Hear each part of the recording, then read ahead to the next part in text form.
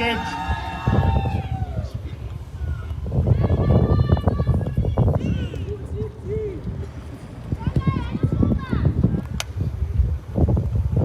our Director of Ceremonies, Comrade Chulu, the Vice President and Minister of Health and Child Care, Honorable General Retired Dr. Chiwenga,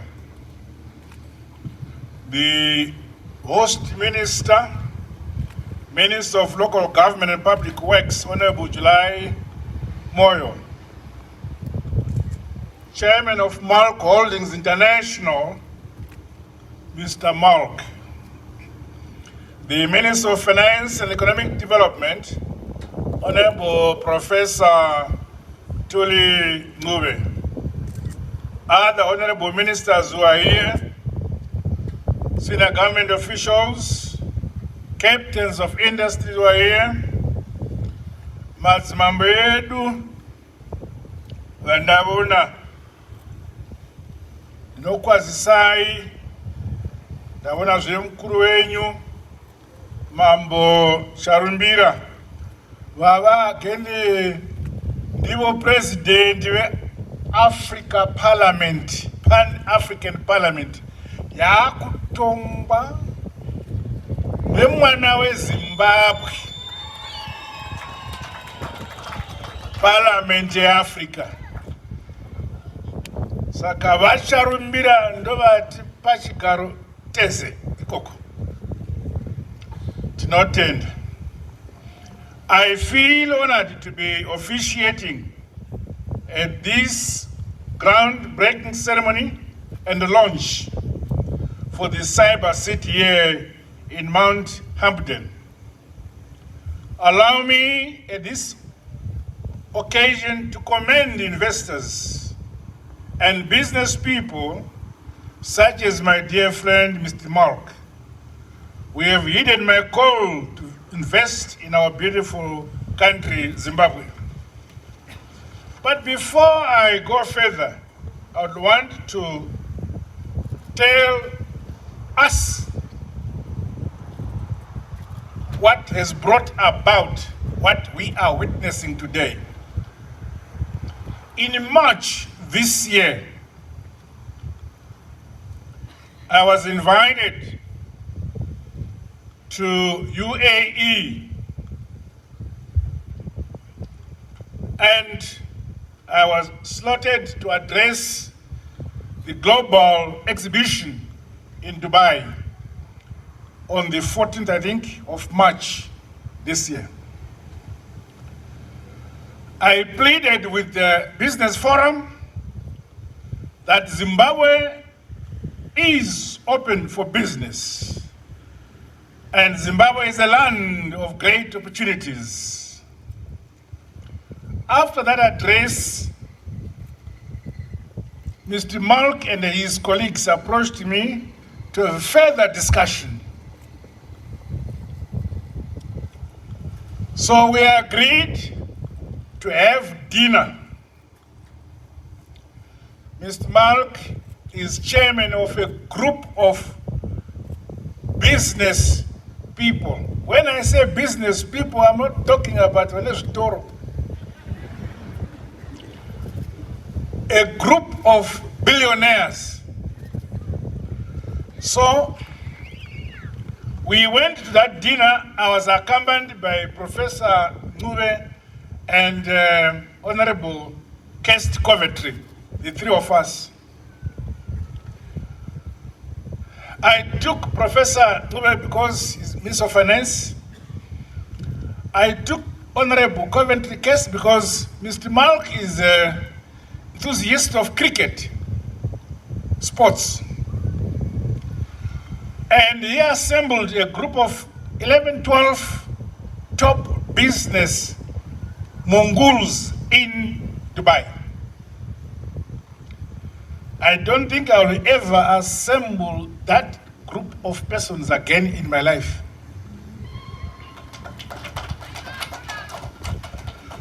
So after discussions at that dinner, almost to the person, these top international business Mongols, some flew from afar to come to the dinner with their jets. They then promised various areas of investment. The chairman, Mr. Mark, who is here, said you'd be coming within the next few weeks, and he came. After discussing with him at the State House, he was so satisfied that he asked some of his billionaire groups also to come, and they came. And we discussed. This is just March and April.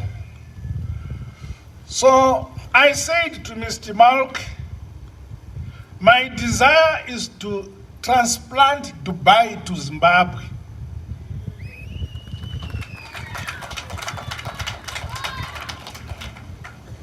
Mr. Mark agreed to build a smart city. Better, these are the same guys who have built Dubai. So he has agreed to build a smart city better than Dubai. So what we are looking at now,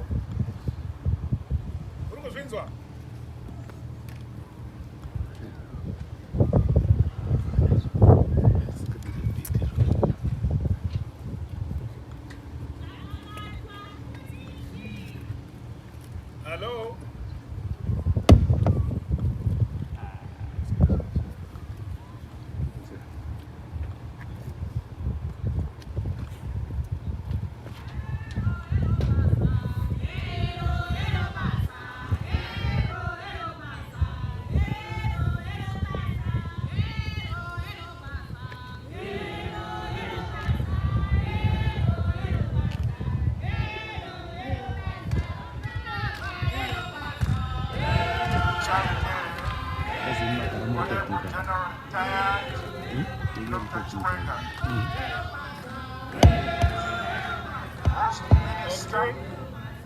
Minister of Local Government and Works, Chairman of Bank Holdings International.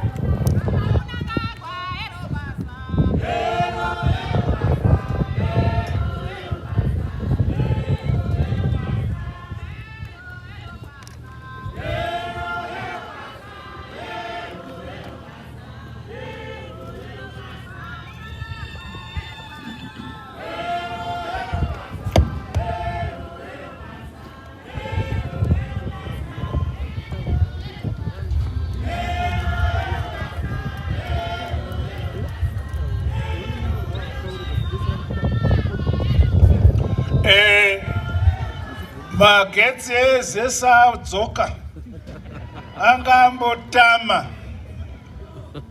unozviziva kuti anombopota achitama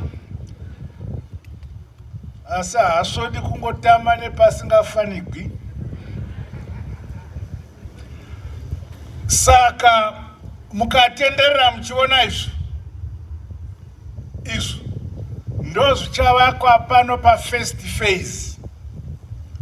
This is the first phase of development.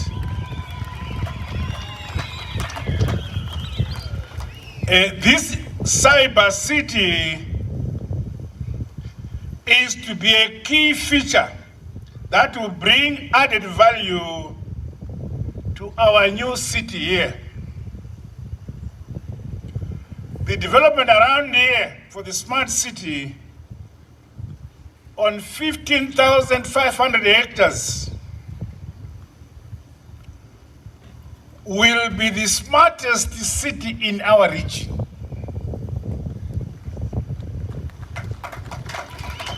This morning, I think you saw us, some of you are already here, passing through to the hill. Tataenda kundovona parliament.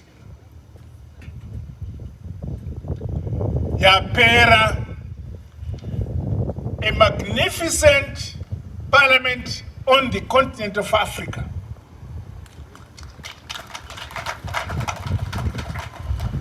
We, as the people of Zimbabwe, the government of Zimbabwe, and indeed myself, on behalf of the people of Zimbabwe, are extremely grateful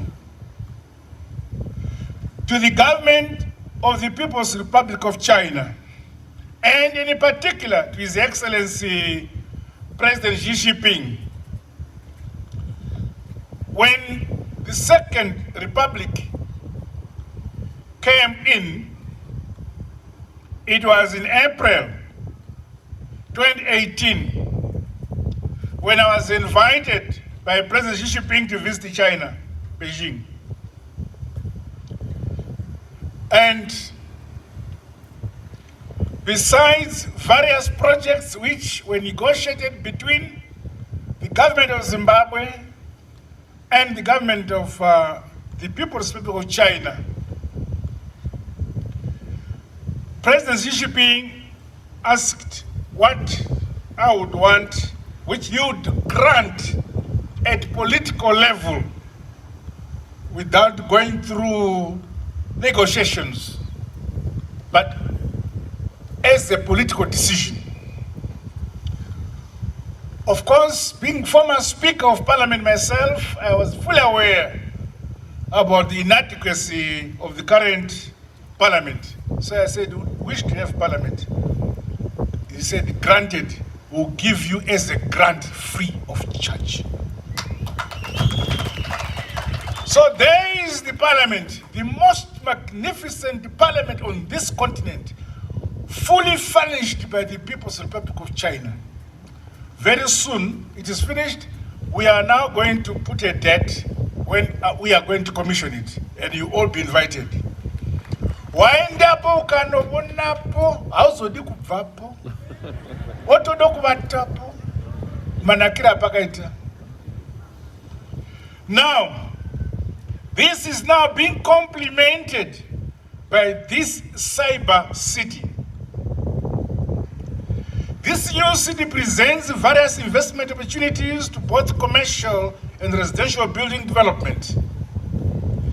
It will go a long way in solving the shortage of development space in Harare. As you can see,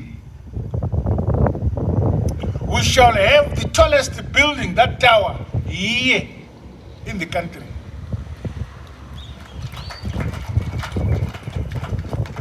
The restaurants, the hotels, duty-free shops. Vavanga vachirwara kuda kuinda kuDubai chireka yenye kurwara yava pano Dubai. Kungokwira chimushikashika chako wozobona Dubai pano.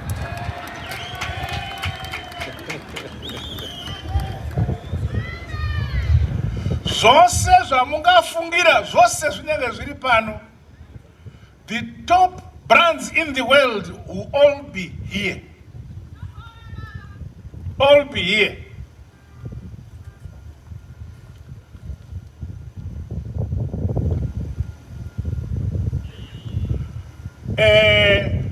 This is not the only thing that they are going to do.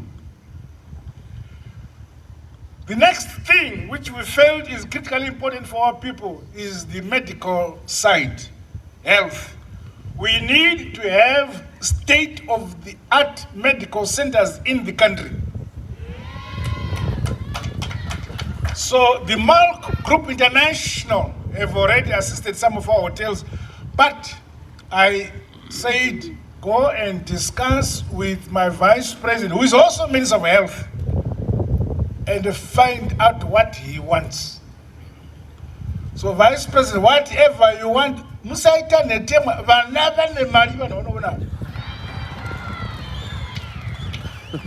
Musamboita netema vachiwenga. Ndotaura neshona vasanzwa. Nokuti machinda aya havazi kuti voidini. Mari yavanayo.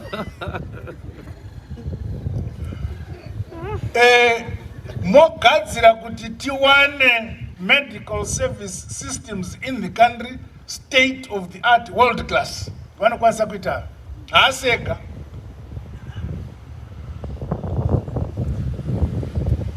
Zvakarezve vamwe vavo vazvipira kuti mutaundi medu chatanga gore nouya Harare yose kune umwe wavo akavuya vari vakayaro vatatu vakati Mr. Malk, iwe uchivaka apa toda kuti Harare zvairi tiite itsva. Ichagadzikwa Harare pairi. Handisi kuti vanoita sei kuti isanduke ive itsva yose zvayo. Maporisa muchatambura nokuti zokuramba muchifamba todambura dzokuinda pa. Aiwa, munongogara muchiona zvose zvinoitika muchimati.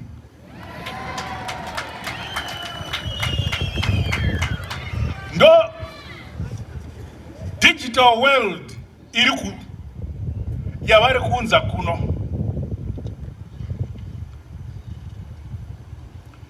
The fourth industrial revolution has focused global attention with regard to development of technological innovations and the digital transformations to shape the transition from the market economy to the knowledge economy. Some of the things they are bringing here, zvimwe ndakakurira kuRuzefa handizvizivi, asi ndaive ndina professor akambogara kuvarungu aigutsurira musoro ndikafunga zvangonakasira mukomana wangu achigutsurira.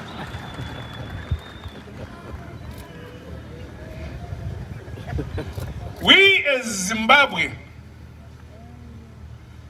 we of Zimbabwe, we want to embark on a program to leapfrog our economy into the information and knowledge technology in line with the dictates of the fourth industrial revolution. Under my administration, we are determined to realize holistic development. Zimbabwe is on the move and will not be left behind. We are moving.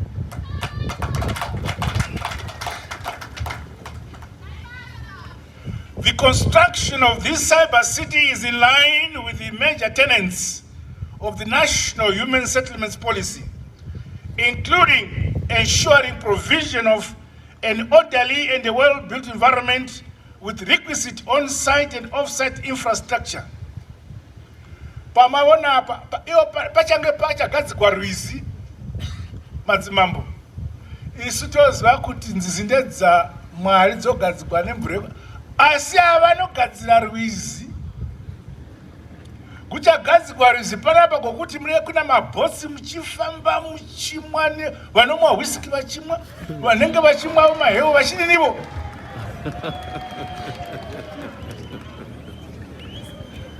Pachava norugara zvokuti kana rufu gunotama.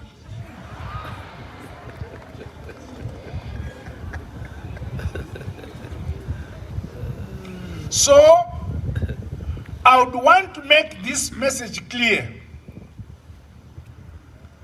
to both our industry and commerce, to our investors. Our policy of engagement and re-engagement, our policy that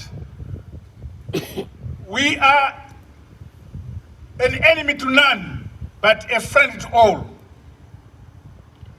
We have created an environment of business, that Zimbabwe is open for business. And the philosophy that we ourselves have the responsibility of building nyika yokwedu, nyika inovakwa nevene vayo. Ndo zvatiri kuita izvi. Hongu vanouya kati avadana isu toda kuvaka. Kati tisingadisa vaivuya. Pamusaka pokuti isu tati vuyai vatibatsire vachivaka. Hongu vanenge vachiita mabhizinesi aita mari asi tichizipirwa.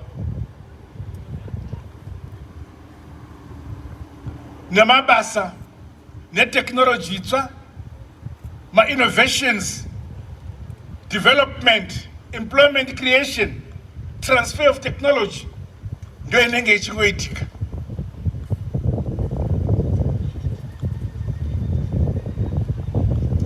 We as Zimbabweans are developing a culture of continuous innovation, and this must be entrenched towards incremental and revolutionary improvements in our process. Product design, services and technologies in line with our policies aimed at producing homegrown services and goods and products. Nyika inovakwa nei.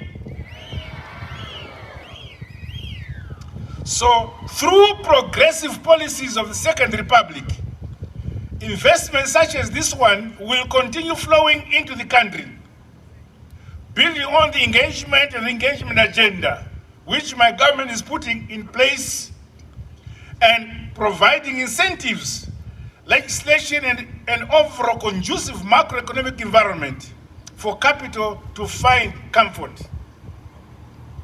The whole of government approach must be harnessed to guarantee provision of enablers, including basic services such as water, sanitation, infrastructure, sustainable waste management, as well as an efficient road transport network, among others. I must mention this also. Pakati pavo pane vamwe vativimbisa kuti tavaudza kuti tinotambura nemvura, tikotambura namagetsi. Saka vakandivimbisa kuti vakadzokera kunovona kuti vangatiitira chinyi kuti tisatambura mvura, vangaita chinyi kuti tisatambura magetsi zvakare. Vachavuya vamwe vake. Pachavakwa ma residential apartments apa, okuti kana wavatama vachadi kumuka nokunaka kwakaita. Saka hama dzangu, tinofanirwa kutambira vaenzi ava, tivabate zvakanaka. Pachaita mabasa pano, vana vedu vakomana navasikana vachawana mabasa pano. Kuvakwa kuchaitwa pano hakusi pano chete. This is only 25 hectare development section. The whole place is 15,000 hectares. Kune mamwe vari kuuya kuzoitawo zvimwe po pano zvakare. Saka madzimambo okwazvimba, motozviro asvipa kuti zvose zvakanaka zvakuuya kudivi renyu kunoku, tichivandura nyika yokwedu. I commend the diaspora. Tinakomana vedu vari ikoko, sumukayo enda kukomana Tungwarara uyu ari kugara kuDubai. Ndiye muporisa wangu wandotuma, kachidobona vachidzoka, achidobona achidzoka. Ndo basa rake kutakura mashoko nokudzoka nawo, tora mashoko nodzoka nawo uyu.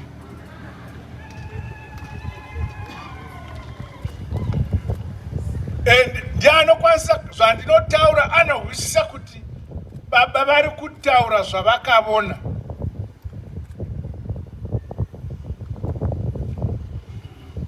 Iko zvino izvi patakaenda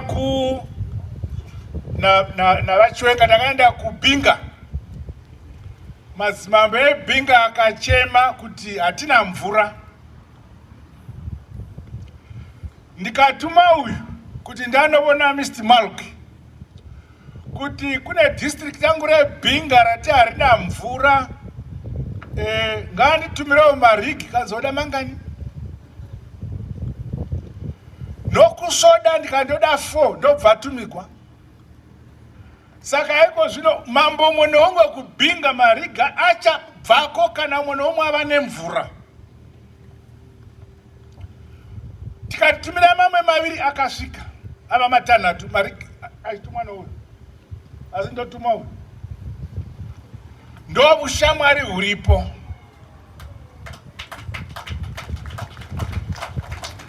Gara kubasa.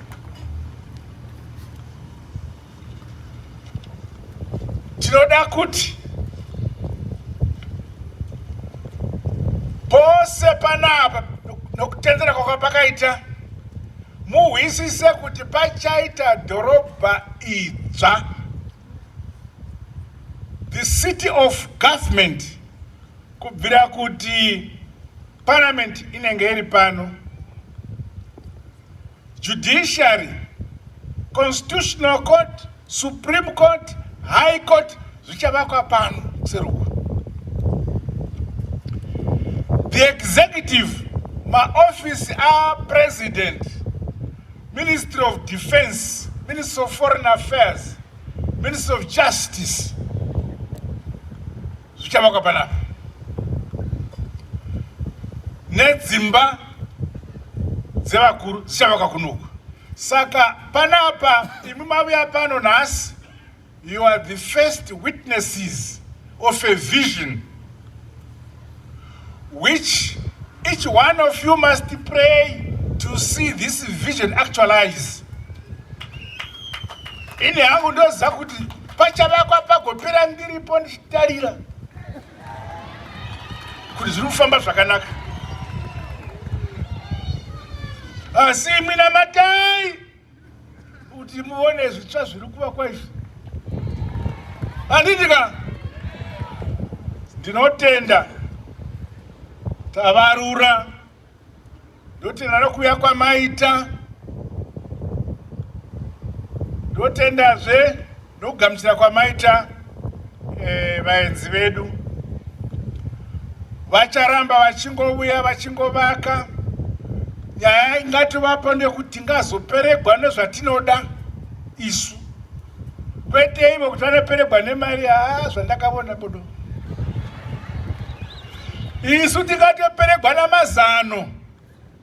Handizivi umwe wangu wandakati vechwenga varume ava vabate kwiyo vakuvakire health system amene kuti asvika papi vanozviita. Mukuru woko ndofunga mamuona apa, His Highness the Crown Prince of Abu Dhabi, shamwari yangu. Inoti kuvakomana ava aiwa nhoroondo yatapiwa navaMnangagwa iyi ndaidavira ini. Indai munoita zvose zvavanoda, ndi Crown Prince. Indai munoita zvose zvavanoda zvivakwe. Saka rwendo rwacho chero kwaunenge uchida kuenda nditi nhanho unototanga ne-first step nyange uchinda kupi. Saka this is their first step establishing the business mantra in Zimbabwe. I'm so grateful to my brother Mark. He's the chairman of the group. But this company, this one is only one company out of about 12. This only one. Chifunga kuti tikasvika pana chitanhatu teta apapo. Nemashoko iwawo, I now have the honor to declare the cyber smart city project here in Mount Hampton. Zvanzi navachwenga toda kuzotsvaka zita rayo tobvunza vakuru avo padzimambo, nokuti uyu Mount Hampton ndofunga murungu uyu. Saka hatingarambe tichita saizvozvo, but panhasi tongotiwa Mount Hampton city kudzamba ratazogadzirisa.